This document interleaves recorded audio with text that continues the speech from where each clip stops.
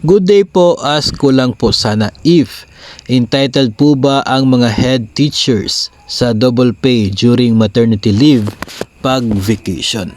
Okay? So, gets po natin itong tanong na ito. Siguro po ay isang head teacher ito nagtatanong. So, ganito po yun. No, yung mga guro ay nagkakaroon ng tinatawag na double pay, no? Kapag sila ay nanganak, on maternity leave sila during school break. Yun po ay dahil dito.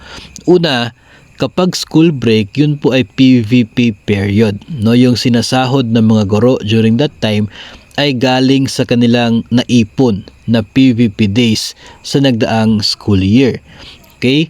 So yun po yung tinatanggap nilang sahod. Pero at the same time, dahil sila po ay naka-maternity leave with pay, so dapat pa rin po silang mabigyan ng bayad during those period na sila ay on maternity leave.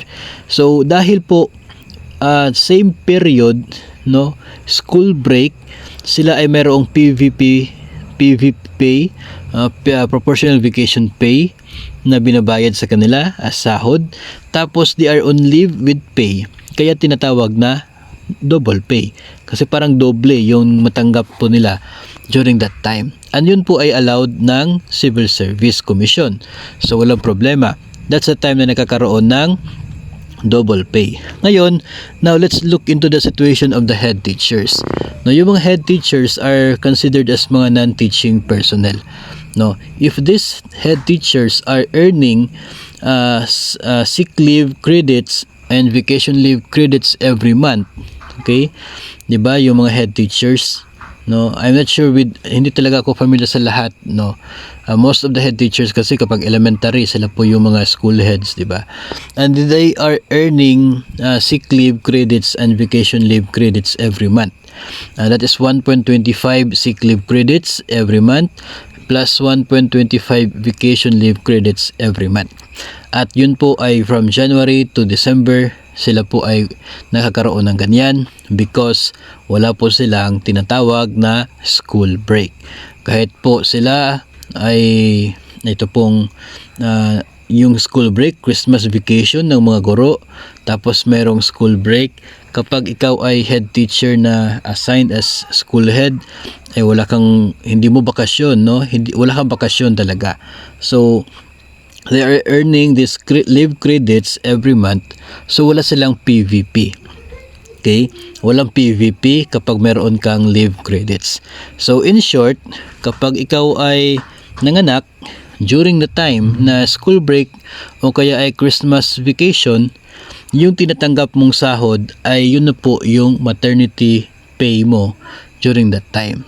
At dahil wala kang PVP, dahil mayroon kang leave credits every month, wala kang PVP, so hindi ka makakaroon ng parang double pay, no? Kasi maternity leave lang talaga, maternity pay lang talaga yung matatanggap mo. Wala kang PVP, kaya hindi nakakaroon ng double pay.